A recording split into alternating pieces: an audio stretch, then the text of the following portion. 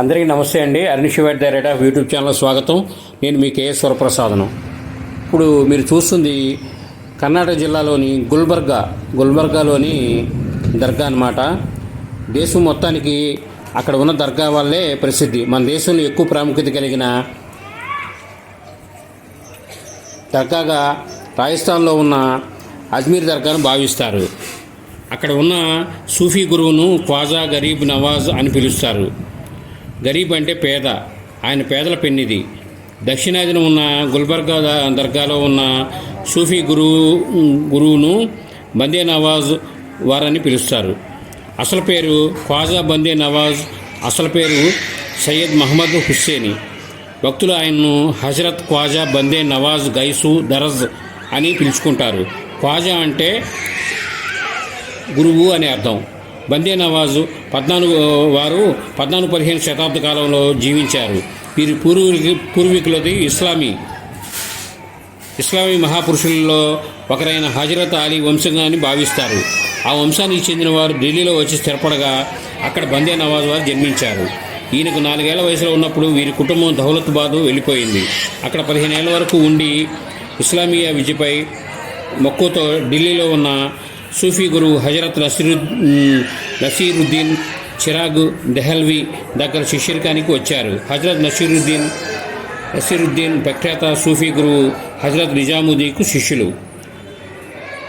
బందే నవాజ్ వారు తన గురువు నసీరుద్దీన్ దగ్గర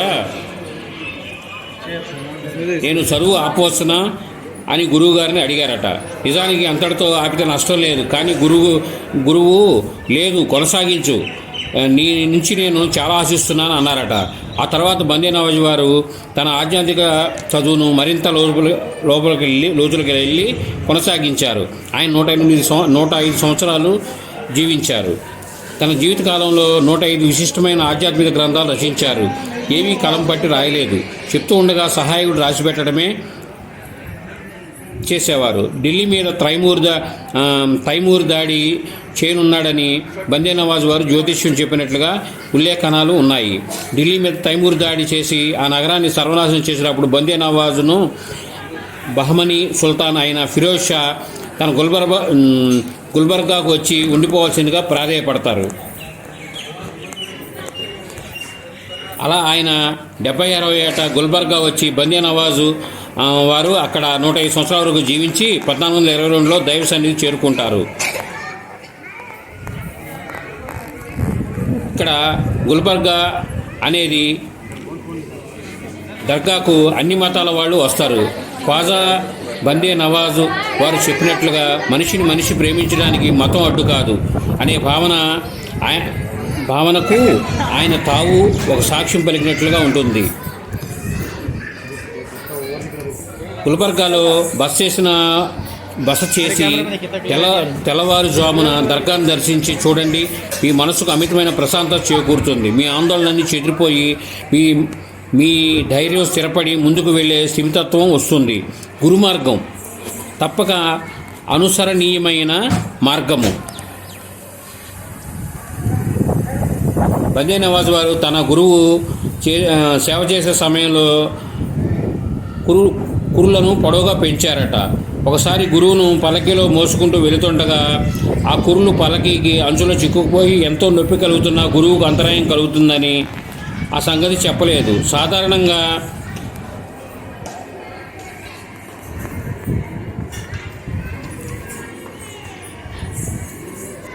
అలా మిగిలిన బోయిలు చేయి మార్చుకుంటారు. తన కుర్లు చిక్కుపోవడం వల్ల మరొకరి భుజం మార్చకుండా అలాగే పలకీని ఆయన మోశారు. ఈ సంగతి తెలిసి గురువు పులకించిపోయి గైసు దరజు బిరుదిచ్చారు. బందే నవాజ్ వారు సమక్షంలో ఒక అనుయాయి ఒక వ్యక్తిని నువ్వు అని సంబోధించాడు. దానికి బందే నవాజ్ వారు అభ్యంతరం చెప్పారు.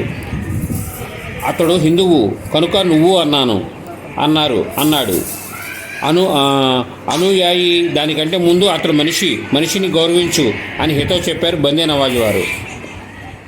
బందే నవాజ్ వారు మహిమాన్వితం పట్ల అనుమానంలో ఉన్న ఒక పెద్ద మనిషి ఒకసారి బందే నవాజ్ వారిని దర్శించడానికి వచ్చి ఆ సమయంలో ఆయన చేతిలో విసనకర్రను చూసి నాకు ఇస్తే బాగుండు అని ఆయన తలచారు. దర్శనానికి వచ్చిన సమయంలో ఆయన చేతిలో ఉన్న విసనకర్రను చూసి ఇది నాకు ఇస్తే బాగుండు అని ఆయన మనసులో అనుకున్నారు.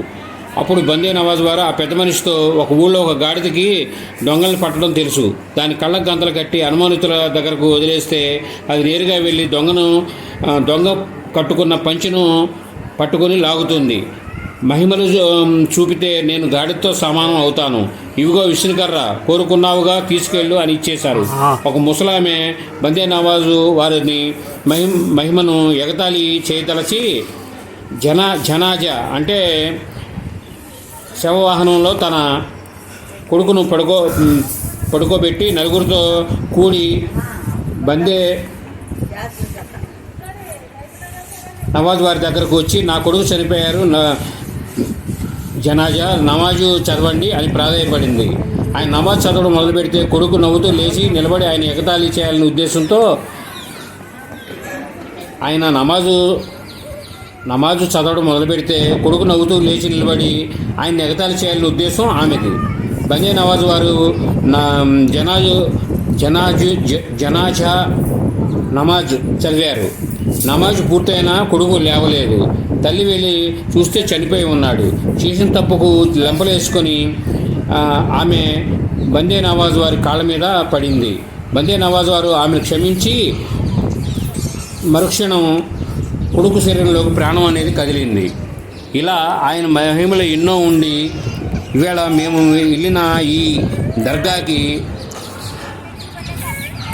లేనివారు ఉన్నవారు అని లేకుండా సర్వమతాల వారు మేము వెళ్ళినప్పుడు అక్కడ మాకు కనిపించారండి. అలాగే ఎంతోమంది అక్కడ నిద్రిస్తున్నారు. అలాగే ఎన్నో ఏళ్ల నుంచి అక్కడ వేప చెట్లు అనేది చాలా పెద్ద పెద్ద మానులుగా వేప చెట్లు ఉన్నాయి. పూర్వీకుల వంశస్థుల సమాధులన్నీ ఒక వరుస క్రమంలో అనేది ఉన్నాయి అక్కడ. అలాగే పావురాళ్ళు ఇలా మొదలైన పక్షులు అక్కడ ఎంతో ఆహ్లాదాన్ని కలిగిస్తున్నాయి. వాతావరణం ఎంతో ప్రశాంతంగా ఉందండి. ఎక్కడైతే మనకి మనసు ప్రశాంతత అనేది లభిస్తుందో అదే దైవ సన్నిధి. అది ఎవరైనా ఇప్పుడు కుల మతాలకు అతీతంగా భావించి అన్ని మతాలను గౌరవిస్తూ భగవంతుడికి చేరుకున్నవాడే గొప్పవాడు. అందుకనే సబ్కా మాలిక్ ఏక్ హై అన్నారు. మనం అందరం అన్ని మతాలని గౌరవించుకుంటూ ముందుకు వెళ్ళాలని మనస్ఫూర్తిగా కోరుకుంటూ ఈ వీడియో మీరు పూర్తిగా చూసినందుకు ధన్యవాదాలు. మేము మరిన్ని వీడియోలు చేయడం కోసం లైక్ చేయండి, షేర్ చేయండి, తప్పకుండా సబ్స్క్రైబ్ చేసుకోండి మీరంతా. ఇలా మేము ఎన్నో వీడియోలు చేసి మీకు అందించడానికి ముందుకు వెళ్ళడానికి మీరు చేసే తోడ్పాటు అనేది మాకు ఎంతో ఉపయోగపడుతుంది. మీరు ఈ వీడియో చూసిన ఈ సమయం అంతా మాకు వ్యూస్ కింద కలుస్తుంది. అలాగే సబ్స్క్రైబ్ చేసింది మా ఛానల్ని ముందుకు వెళ్ళడానికి తోడ్పాటు అందిస్తుంది. ఇలా మేము మా ఛానల్ని మీకు ఎన్నో అందించడానికి అవకాశం ఉంటుంది. మేము ఈ ఛానల్ ప్రారంభించిన నుండి ఎన్నో వీడియోలు సుమారు 790 వీడియోలు పైనే వీడియోలు అనేవి పూర్తయినాయండి. ప్రతి ఒక్కరూ మా ఛానల్ మీద నమ్మకం ఉంచి సబ్స్క్రైబ్ చేసుకున్న అందరికీ ధన్యవాదాలు. ఈ వీడియో చూసిన ప్రతి ఒక్కరికి ధన్యవాదాలు.